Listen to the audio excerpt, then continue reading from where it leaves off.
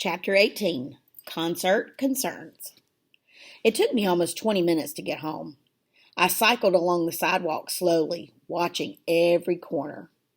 I kept expecting aliens to leap out of the bushes and grab me. When something did jump out of the bushes, I screamed so high and so loud, I was surprised I didn't break the glass in the street lamp overhead. But it was only Peter.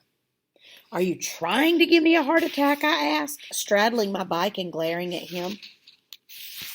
"It would serve you right for bringing Duncan along today," he said. I wasn't up for a fight, and I said so. Peter was mad enough that he might have kept it going anyway, but when I started to tell him what happened after school, he got so interested he forgot about being angry. He insisted that I try to remember every word that Broxholm said. "Where's Duncan?" I asked when I finished my story. "Hiding in my closet," said Peter, with a wicked grin. "We called his folks, and he's going to spend the next couple of days at my house." "Didn't they ask any questions?"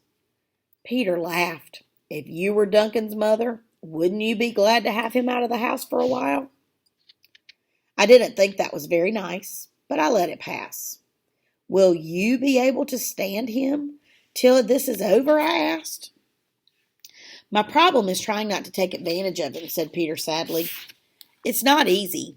I'd really love to get back at him for some of the things he's done to me. But he's so terrified, I don't dare have any fun with him. I really think if I popped a bag near his ear, he would have a heart attack and die." I laughed in spite of myself. "What about your father?" I asked. Peter grimaced. "He won't even notice Duncan is there," he said. "By the way, I still have the memory card with the pictures. We can look at them after school tomorrow." "If we live that long," I said. "Relax," said Peter. "Broxholm and his friends are here to collect people. I'd be really surprised if they actually killed anyone." That made me feel a little better, but it was only the thought that this whole mess might be over when we got the pictures that kept me from losing my mind that night. Even so, I was frazzled. I couldn't think of anything else. By morning, I was such a wreck that my special session with Mr. Bamwick was a total disaster. "No, no, no," he kept yelling. "It's B flat, Susan. B flat." "Well, I can't get it right if you keep screaming at me," I said, trying not to cry. I couldn't blame poor Mr. Bamwick. The concert was only a day away, and I was getting worse by the minute. But I just couldn't concentrate on the music. How could I, when I knew what else was supposed to happen? Could you play the piccolo if you knew some of your friends, or maybe even you, were about to be kidnapped by aliens?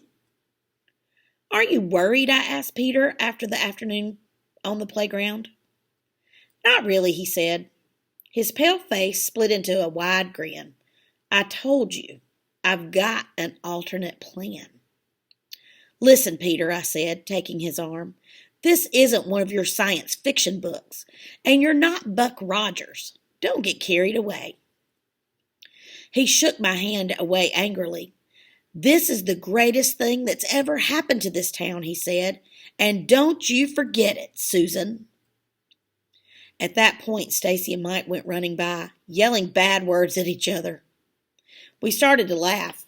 "I heard Stacy say that her mother is going nuts," said Peter. "I bet Mike's mother is too." I nodded. I almost felt sorry for them. It can't be easy to have a kid who hasn't been in trouble since kindergarten suddenly turn into a maniac. "Of course, Stacy and Mike don't have much choice," I said. "Sure they do," said Peter. "What do you mean by that?" asked Stacy. But he wouldn't answer me. "Just watch," he said. "You'll figure it out soon enough."